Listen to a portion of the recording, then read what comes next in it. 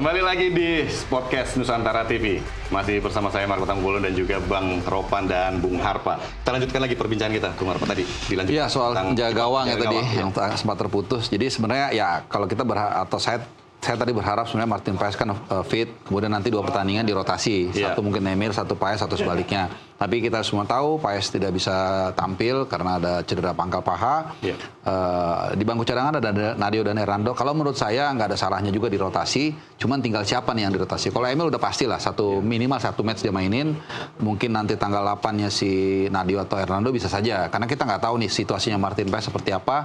Karena dia berkejaran dengan waktu sekitar berapa? Sekarang mungkin 47-48 hari lagi sampai tanggal 8 Oktober. Nah kita kan nggak pernah tahu. Itu nggak ada salahnya. Tapi ya itu kembali lagi kebijakan ke Coach Patrick. Tapi kalau kita lihat sebenarnya riwayat dari Martin Paes sebenarnya dia udah, kalau ini kan dia nggak dipanggil ya, berarti udah ada 4 pertandingan dia nggak main bersama timnas. Mulai dari lawan China, dia akumulasi kartu, lawan Jepang ada Emil yang main, terus sekarang 2 pertandingan lawan Kuwait dan Lebanon. Apakah ini yang menjadi jalan bagi Emil untuk bisa akhirnya nanti menjadi kiper utama? Kira-kira gimana, Bang? Sebenarnya kan bicara jalan kan sejak dari Australia itu. Iya. Paes dan dia bermain di Jakarta dengan Cina dan Jepang kan itu sudah jalan buat dia dan Patrick Kluivert memberikan kesempatan dan Emil bermain memang bagus, luar biasa dia bermain, dia membuktikan kepercayaan diberikan oleh pelatih kepala ya, sehingga ini yang menyulitkan. Saya pikir dengan Emil bermain bagus justru yang lebih pusing adalah Kluivert. Siapa yang gua mau pilih siapa ini sebenarnya? Dua-dua bagus. Jadi tinggal tergantung siapa yang fit terakhir untuk melihat kondisi itu di terakhir penampilan untuk bisa bermain nantinya. Nah, itu yang kalau Paes ada, dia akan ya tergantung pelatih kiper lah. Short ya yang akan melihat itu dia. Tetapi ketika Paes nggak datang atau Paes nggak bisa datang, tinggal ada Emil. Saya pikir ini ada keuntungan besar untuk Nando. Terlepas ada kita punya Nadeo, karena ini main di Surabaya. Di depan publik sendiri. Jadi pertama Harpa bilang udah oke, katakan memang pasti Emil main lawan Kuwait ya. Lawan Kuwait kita menang lah 2-0 lawan Kuwait misalnya. Walaupun mendahului ini kan, katakan kan. Kita harus yakin, optimis. Jangan kita kalah, nggak boleh. Kita di kandang. Kualitas kita di atas Kuwait dong, kita lebih bagus dari Kuwait, jadi kita menang. Mungkin kedua bisa dicoba oleh Patrick Kluivert kan. Main di Surabaya dukungan kuat, Nando. Hernando, Akamsi, Nando main. Dan bukan tidak mungkin Nando akan membuktikan lagi daripada dia nggak pernah dapat kasih kesempatan. Sama seperti Patrick memberi kesempatan ke Beckham Putra dipanggil orang kan Pika nggak main. Terus kasih kesempatan malah di Jepang dimain lagi. Repeat order. Sekarang panggil lagi. Jadi kita akan tunggu nantinya Nando ini untuk ditampilkan di Gelora Bung Tomo. Karena memang Hernando bagaimanapun juga mengawali perjalanan timnas ini. Dia yang pertama. Dia awal dan putaran pertama dengan Brunei, masih ingat kan di putaran pertama. Kita bisa ini ke putaran kedua. Kan Nando semua yang mendapat kesempatan. Ya dia baru mulai agak terpinggirkan setelah Martin Paes datang di Arab Saudi. Dan yang saya suka itu ketika ada Martin Paes kemudian dia dalam tanda kutip tersingkir, dia nggak pernah gusar kalau menurut saya ya dari gesturnya itu. Bener ya? Iya, minder ya. Dia mau belajar di Persebaya juga oke lah, mungkin ada 1-2 dia error, itu normal, tapi dia isinya nggak keluar-keluar lah. Jadi fokus aja, dan when it comes chance dia nanti di Surabaya mungkin diturunkan yang tanggal 8, ya mudah-mudahan itu bisa menjadi mengisi kekosongan yang mungkin saja kita butuhkan. Karena sekali lagi dalam sepak bola, ini sekarang kita bicara Martin Paes cedera. Oke, masih ada Emil. Lah kita nggak tahu 40 hari lagi. Karena masih ada 40 hari lagi. Emil. Apalagi Liga udah jalan. Amit-amit kan gitu. Jadi segala sesuatu bukan hanya plan B, plan C, plan D kalau perlu. Termasuk juga pemanggilan Klok kan karena Ivar Jenner nggak main. Nah itu untuk jaga-jaga. Seperti itu kira-kira. Tapi benar, Harpa bilang, saya tambahkan. Jadi Nando itu anak yang artinya dia mau fokus dengan karir dia. Dia tidak pernah mengeluh. Kehadiran kiper-kiper apalagi pas datang kan, udah dia tersingkir misalnya. Datang lagi Emil, lebih berat lagi kan. Posisi dia, gua nggak bisa main. Tetapi kan dia selalu bisa berkata bahwa kedatangan mereka saya senang. Saya mau belajar terus dengan mereka, dengan Pas, dengan Emil datang biar memacu saya juga untuk bisa tampil baik di klub saya, untuk membuktikan bahwa saya bisa bersaing kan bagus. Tidak merasa minder gitu. Dalam beberapa wawancara selalu diungkapkan oleh itu saya puji tentang apa yang kalau Bang Ropan muji kita juga. Untuk seorang Hernando, Hernando Aris Setia. Mental dia bagus. Nah, karena kita udah bicara kiper, kita sedikit singgung dulu Emil Audero yang akan main di Serie A bersama Cremonese. Dan sampai saat ini belum ya, karena baru akhir pekan ini ya, mulai Serie A. Dan dia juga belum debut di sana. Kemungkinan dia jadi kiper utama nggak sih? Dia sudah main sebenarnya di Coppa Italia kemarin. Kalah adu penalti lawan Palermo. Lawan mantan klub dia yang dipinjamkan Palermo adu penalti. Jadi 5 penalti Palermo tuh masuk semua. Gagal dia. Bukan salah dia. Dia udah main lawan Palermo. Jadi gagal itu penalti. Bagus lah kalau dia gagal lawan Palermo. Artinya dia lebih fokus untuk di Serie A kan. Tidak terus bercabang-cabang kan. Tapi yang penting bagi dia adalah menit bermain dia dimainkan sejak awal. Itu dan sampai adu penalti. Berarti ini jawaban dari pelatih di Cremonese bahwa dia kiper nomor 1. Dan nomor punggung kan juga nomor 1. Nomor 1. Itu kan salah satu pertanda kan. Iya, padahal dia dilepas dari Como kan. Dia buktikan ke Fabregas, nih gua nih nomor 1 nih. Jadi starter. Dan lawan Milan nanti. Oh ya, lawan Milan. Main di San Siro lagi.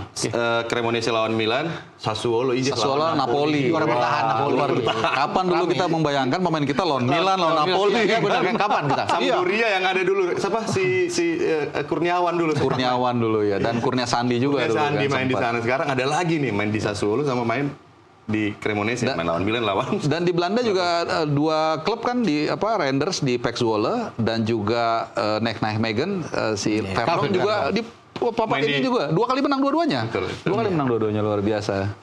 Nah, oke lah, kita beres dulu di kiper nih. Sekarang karena cuma ada 3 nama di kiper. Nah, sekarang kita lini belakang nih ada berapa? 6 pemain kalau nggak salah yang di lini belakang dipanggil sama kurang lebih lah. Bukan di mana di bek tengah, kalau di belakang kan menyangkut bek tengah, bek kanan, kiri kanan. Kiri kanan kan banyak berarti kan. Kalau bek tengah aja 5 mungkin. Kalau dari pemanggilan kemarin dipisah, jadi cuma bek tengah sama kalau yang kiri kanan dimasukin di sayap. Ke sayap. Sayap banyak banget. Jadi ya ada trio lah di sana, ada trio Justin Hapner, Rido Hilgers, Jay. Nah, 3 ini performanya Jordi Amat juga ya. Jordi Amat ya dipanggil lagi terus. Nah, yang 3 ini dulu nih. Yang ini yang kata netizen yang paling suka kan yang 3 ini. JJR nih, trio Justin Hapner, Rizky Ridho dan Jay. Kalau Bang Ropan memang kalau melihat 3 nama itu yang Marco sebut, artinya mereka sudah dapat chemistry. Lawan Arab, lawan Bahrain kan bagus, clean sheet, apalagi bermain Jakarta kan. Lawan Cina juga kan, jadi memperlihatkan yang oke. Cuma memang kalau untuk uji coba seperti ini saya pikir karena ada U23 juga main kan. Ya apakah Yasin Hapner itu bisa pindah apa enggak, tapi kan artinya dia dipanggil juga di tahun 27. Mungkin bagi Kluivert dia ingin tetap mau coba ini, 3 ini yang bisa ke depan di putaran keempat kan 3 ini. Ya walaupun saya pikir lebih enak ya dia ke U23 lu memperkuat U23 karena ada Hilgers itu, ada Jordi Amat juga bisa bermain, tapi pemikiran dari Kluivert yang saya pikir dia akan coba dulu ini. Yang 3 ini yang sudah kuat, sudah bagus, mereka sudah dapat chemistry mereka untuk bisa bermain melawan Kuwait. Ya jadi kalau menurut Bang Ropan kemungkinan ada peluang mereka ini sebenarnya nanti mungkin akan dipecah juga nanti ke U23 nantinya. Bukan tidak mungkin kan, karena pertandingan terakhir lawan Korea kan. Memang U23 juga agenda penting bukan uji coba. Ini kita bicara AFF kualifikasi Piala AFC U23. Yang paling penting tanggal 9 September kan. 9 September itu. Makanya saya pikir mungkin saya bisa dengan Harpat tadi sebelum ke sini masuk. Mungkin ya itu dikasih main di full dulu, main lawan Kuwait kan kita ambil poin, kita menang. Kemudian tanggal 8 mungkin ada pergantian dia di switch untuk bisa bermain saja di U23. Tapi kemungkinan itu harus balik ke klubnya.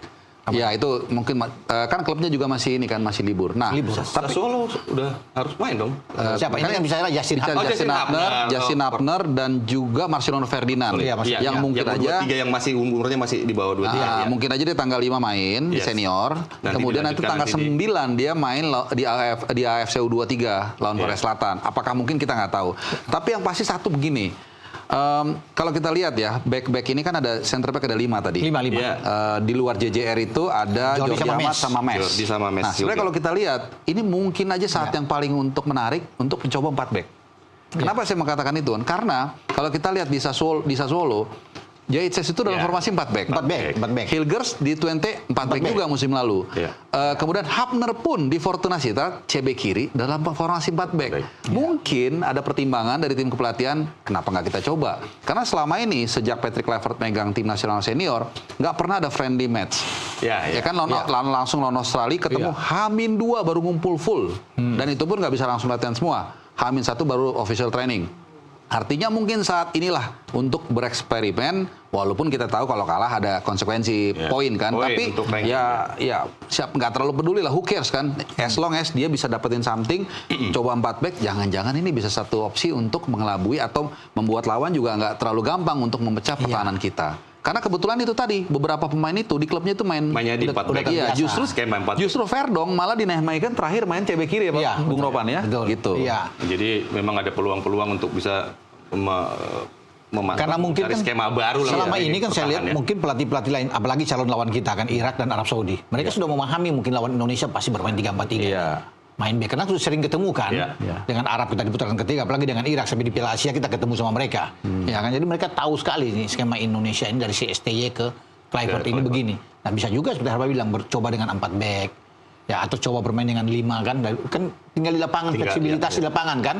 Bisa ada 5 kalau dalam tekanan, nah, kan semua mesti dicoba-coba. Artinya kalau dengan skema 4 back sebenarnya peluang Max Hilger untuk bisa ikut tampil sebagai starter itu akan lebih besar tentunya. Bisa, sangat mungkin. Bisa dia sebagai CB kanan, mungkin Jaitse CB kiri, kemudian ya back kiri mungkin Verdong, back kanan antara Kevin Dix, Sandy Walsh atau mungkin Reinders. Nah, tapi yang menjadi masalah kan Max Hilger saat ini dalam kondisi di klubnya kurang begitu baik gitu. 2 pertandingan bukan karena cedera, tapi memang karena ada masalah. Ya itu telah boleh dikatakan bahwa dia itu dianggap nggak fokus dengan tim yang sekarang gitu, karena berpikir untuk pindah. Gitu. Sebenarnya kan dia minta untuk dimasukkan ke transfer request kan. Sebenarnya nggak ada masalah. Itu haknya pemain dan klub udah menyetujui.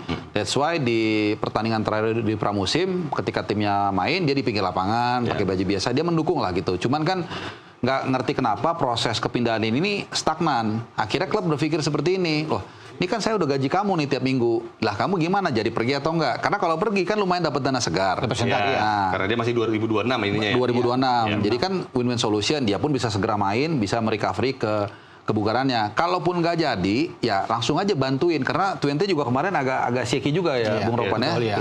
Sempat ada rumor mana ke Crystal Palace katanya kemarin. Itu kayaknya rumor yang nggak bertanggung jawab. Namanya rumor kan, boleh aja kan ke Liverpool, lu ke MU kan bisa. Namanya isu kan.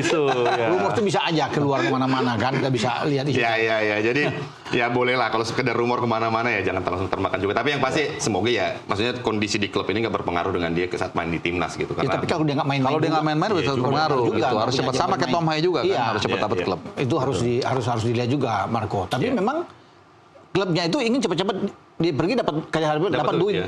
Kalau tahun depan udah nggak dapat duit ya. Dapat duit ya. Untuk menjual Hilgers. Bosman rule ya. Iya, karena mereka ingin membeli dengan penjualan dari Hilgers itu mereka ingin dapatkan back yang baru lagi untuk bisa membeli dana segar adalah. Makanya kan mereka lihat kapan pergi kan, kapan ya. Dan Hilgers juga mungkin pingin pergi juga.